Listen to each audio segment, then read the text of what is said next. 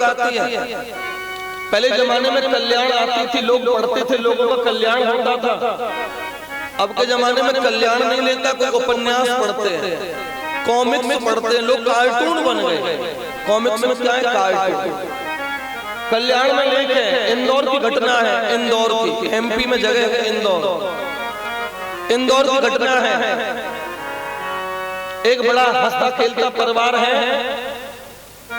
बेटे की शादी हुई है, नई बहू घर में आई है, बहू की उम्र होगी 24-25 साल की। घर में उसकी सासू माँ रहती है, सासू माँ की उम्र है 45-50 साल। सासू माँ पैर से थोड़ी विकलांग है, पैरों में उसके में बड़ा कष्ट है। अब सासू माँ तो सासू माँ ही होती है, तो हो सकता है वो बहू को ज्यादा ऑर्डर देती होगी, ये कर ले, ये कर ले, ये कर ले। तो उसकी बहू जो भी कोई मिलता था उससे अपनी सास की बुराई करती थी, बुराई करती रहती थी, अपनी सास की 24 घंटा बुराई करती थी। धीरे धीरे क्या हुआ कि बहू जो जवान थी 24-25 साल की थी, 2-3 साल बाद उसके पैरों में भी दर्द होना शुरू हो गया। बड़ा कीमती उदाहरण है, कल्याण का लेख। और कल्याण में जो लेख छपता है ना, वो झूठा नहीं छपता। नई बहू, नई उम्र है ना, 27-28 साल की उम्र वही होगी, और उसके घुटने खराब होते जा रहे हैं। बड़े डॉक्टर इंदौर में, नई बहू को वहां ले जाया गया, डॉक्टरों ने पूरा का पूरा घुटने का एक्सरा कर दिया, कहीं कोई बीमारी नहीं दिखाई पड़ी। डॉक्टर ने दवाई लिख दी, एक गोली सुबह खाया करो, एक गोली शाम को खाया करो। अब उसने महीनों गोलियां खाई, लेकिन उसकी बीमारी ठीक नहीं हो रही। एक महीने बाद डॉक्टर के पास में गई, डॉक्टर ने कहा देखो दवाई तो मैंने बहुत अच्छी दी है और तुम्हारी तो रिपोर्ट भी नॉर्मल है, लेकिन तुम कहती हो कि खड़ा भी नहीं हुआ जाता। डॉक्टर ने उससे कहा कि ऐसा किया करो, घर का पूरा काम तो तुमको करना पड़ता है, तो 10 मिनट खड़ी है करो और फिर 5 मिनट बैठ जाए। 10 मिनट खड़ी रहो और 5 मिनट बैठ जाओ, फिर 10 मिनट खड़ी होकर काम कर लो, फिर 5 मिनट बैठ जाओ, जिससे घुटनों पर जोर नहीं पड़े, कुछ आराम भी मिलता रहेगा और काम भी होता रहेगा। उस बहू ने ऐसा भी किया, दवाई भी ली, 10 मिनट खड़ी होकर काम करती, 5 मिनट आराम करती, फिर काम करती, फिर आराम करती, लेकिन उसकी बीमारी ने पीछा नहीं छोड़ा। अब डॉक्टर को बड़ा अचंभा हुआ, और बंधु वो डॉक्टर सत्संगी था। डॉक्टर कैसा था? सत्संगी था, बड़ा विद्वान डॉक्टर था। डॉक्टर के मन में विचार आया कि हो ना हो दवाई तो काम कर रही है, लेकिन इस बहू में कोई ना कोई कमी होगी। अब डॉक्टर उससे सत्संग की बात करता है। डॉक्टर कहता है एक बात बता बेटा, तेरे घर में कौन कौन है? तो वो बहू कहती है मेरे घर में ससुर हैं, सास है, ननद है, देवर है, मेरे पति हैं, सब परिवार है। डॉक्टर ने पूछा एक बात बता कि ये बीमारी तेरे घर में किसकी है? घुटने की। तो बहू बोली कि घुटनों की बीमारी मेरे घर में मेरी सास की। तब डॉक्टर कहने लगा एक बात सच्ची से बताना। तो वो बोली बोलो, पूछो। तो डॉक्टर ने पूछा क्या तुम अपनी सास की बुराई करती हो? सच बोलना।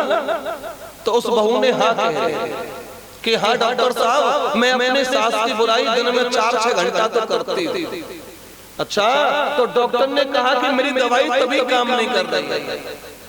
तो वो बहू बोली आप कहना क्या चाहते हो? तो डॉक्टर बड़ा सत्संगी था। डॉक्टर ने कहा था कि देख दवा तो मैं तुझे यही दे रहा हूँ, यही दवाई तो लेती रहना, और आज से एक सौगंध खा कि तू अपनी सास की बुराई करना छोड़ देगी, तेरा ये रोग आज से ठीक होना शुरू हो जाएगा। और उस बहू ने ऐसा ही किया। 6 महीने बाद में उस बहू का आधे से ज्यादा दर्द ठीक हो गया। प्रेम से बोलो जय श्री कृष्ण। ये सत्य बात है। आप जिसकी बुराई करते हो, आप जिसकी निंदा करते हो, तो निंदा करने वाले का रोग उस व्यक्ति में ट्रांसफर हो जाता है। आप नहीं मानते हो तो करके देख लेना। हाँ, और किसी ऐसे की बुराई करना जिससे कोई बड़ी बीमारी हो, बड़ी और बड़ी बीमारी वाले की तुम बुराई करना, उसकी बीमारी तुम में नहीं आ जाए तो हमारी गारंटी। और जब आप एक दूसरे की निंदा नहीं करोगे, बुराई नहीं करोगे ना, तो तुम स्वस्थ रहोगे। क्योंकि भगवान को इन 3 लोगों से विशेष एलर्जी है। भगवान बोले सबके लिए दरवाजा खोल देता हूँ, लेकिन इन 3 लोगों को देख करके दरवाजा बंद कर देता हूं। सावधान रहना आगे से। बोलो भक्तवत्सल भगवान की जय। जय जय श्री राधे।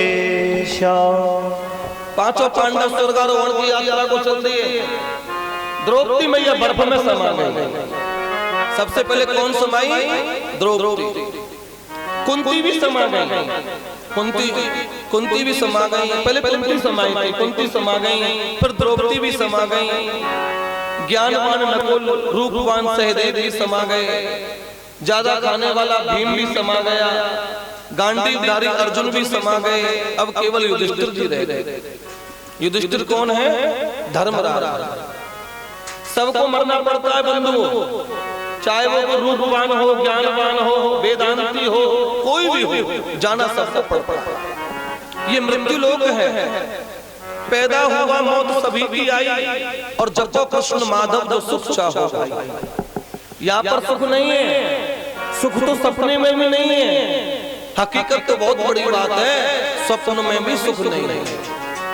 अब ये हमारा मन है कि हम दुख को ही सुख मान लें, ये तो हमारा मन है। हम सुख को भी सुख नहीं माने, हम दुख को भी सुख मान लें। लेकिन संसार में देखा जाए, वास्तविकता में तो सुख नाम की चीज है ही नहीं।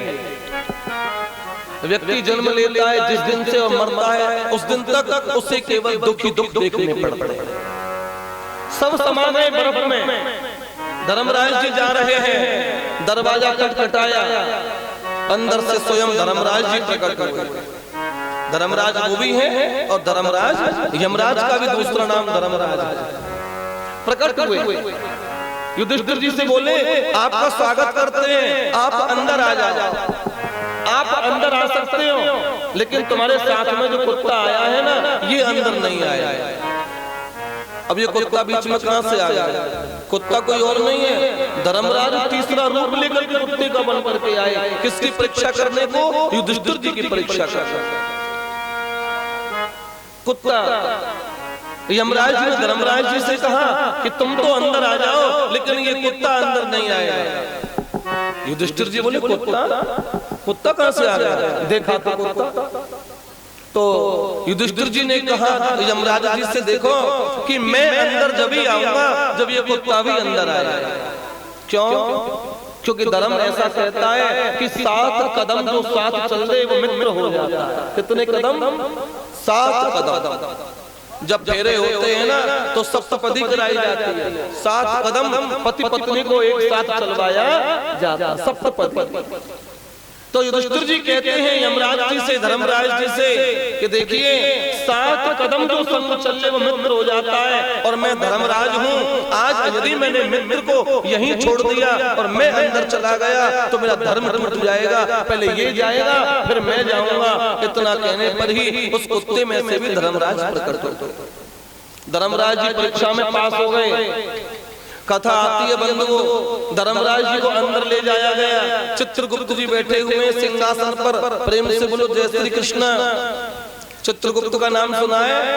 हाँ, जो सबकी फाइल अपने हाथ में रखता है, 24 घंटे जिसकी कलम चलती रहती है। पहले कलम चलती थी, अब तो कलम लोगों ने देख। आज के बच्चे तो कलम को जानते नहीं। तो बच्चों कलम जानते हो? कलम किसको कहते हैं? पेन। ठीक है, पहुंच रहे हैं कहीं तक, लेकिन आज के जो बच्चे पढ़ाई पढ़ते हैं उसका नाम है डॉट पेन। कौन सा पेन? Dot pen. पहले कलम आती थी। कलम को पुराने लोगों ने देखा है। कृष्णानने दुजिर्जियेचा चित्रगुप्त करस्ते सदरक्षणार्थ पत्रे लेक्षम कुरु सदा मम। कलम का काला मुंह होता था। कैसा मुंह था? काला मुंह। काली स्याही में पड़ी रहती थी कलम।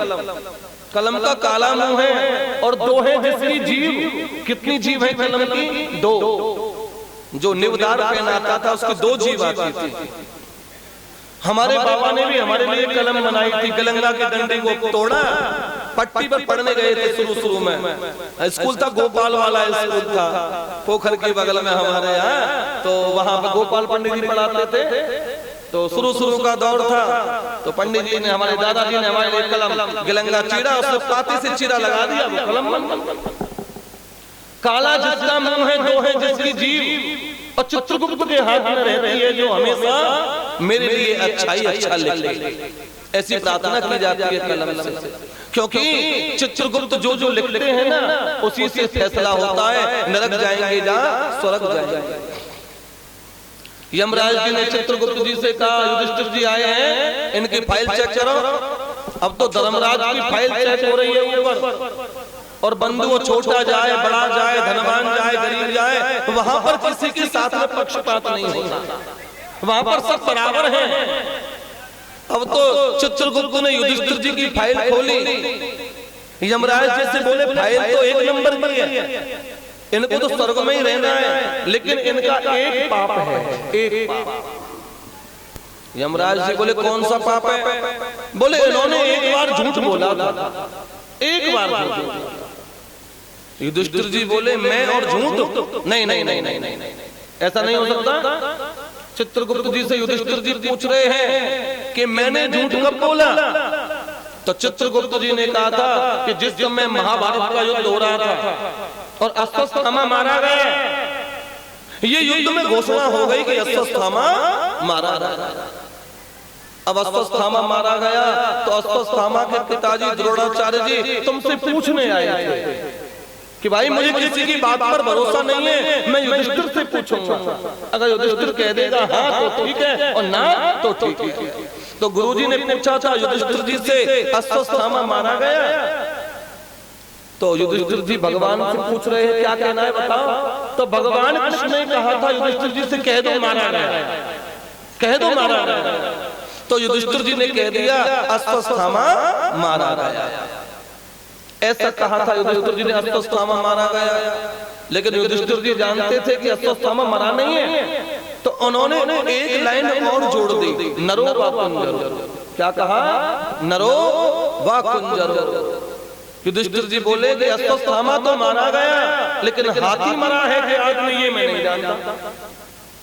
ठीक, अब ये बात तो यहीं पर खत्म हो जाती है। और ऊपर जब फाइल खुलती है तो चित्रगुप्त जी कहते हैं महाराज युधिष्ठिर जी महाराज ने एक बार झूठ बोला था युद्ध में, जब गुरुजी पूछ रहे थे अश्वत्थामा मारा गया, तो युधिष्ठिर जी ने कहा था हाँ अश्वत्थामा मारा गया, यही झूठ है। युधिष्ठिर जी हंस करके बोले ये मैंने बोला था, लेकिन मैंने अपने कहने से नहीं बोला था, भगवान के कहने से बोला था। भगवान को बुलवाओ। और जब भगवान को बुलवाया गया, भगवान पधारे हैं संयमनी नगरी में, यमराज के यहाँ पर भगवान आए और चित्रगुप्त जी ने भगवान से कहा कि महाराज ये युधिष्ठिर जी महाराज हैं, ऐसा कह रहे हैं कि इन्होंने आपके कहने पर बोला था कि अश्वत्थामा मारा गया। भगवान बोले बिल्कुल सही कह रहे हैं, मैंने कहा था कि हे युधिष्ठिर कह दे अश्वत्थामा मारा गया, मैंने केवल इतना ही कहा था, लेकिन नरो वा कुंजरो ऐसा इन्होंने अपने मन से जोड़ा था, ये मैंने नहीं बोला था। और इतना कहने पर ही इनको नरक का चक्कर लगवाया। जाओ अब आप विचार करो बंधुओं कि भगवान ने जो कहलवाया था उतना कहने पर तो भगवान ने भी माफी दिला दी, ठीक है हमने कहलवाया था, लेकिन युधिष्ठिर जी महाराज ने अपने मन से केवल दो शब्द जोड़े थे कि हाथी मरा है कि मनुष्य, ये मैं नहीं जानता। और इतना कहने पर भी युधिष्ठिर जी महाराज को नरक का चक्कर लगाना पड़ा। अब हमारी कौन सी दशा होगी ये आप विचार। युधिष्ठिर जी महाराज ने अपने मन से केवल दो शब्द कह दिए हाथी के मनुष्य, तो उनको नरक का चक्कर लगाना पड़ा। और यहाँ तो हम अपने सारे कार्य अपने ही मन से करते हैं, शास्त्र की आज्ञा तो मानते नहीं है, हमारी कौन दशा होगी विचार। कहाँ जाएंगे? 84 लाख नरक हैं, प्रेम से बोलो जय श्री कृष्ण। कितने नरक हैं? 84 लाख योनियां हैं, और एक एक योनि के लिए एक एक नरक बना पड़ा है। और नरक कहाँ है? पृथ्वी के नीचे नरक है, और पृथ्वी के ऊपर स्वर्ग आदि लोग हैं। तो अब आप लगा लो एक एक योनि के लिए एक एक नरक है। 84 लाख योनियां हैं और 84 लाख ही नरक है। नरक की बड़ी सुंदर कथा है। एक बात याद आई हमको, ध्यान देकर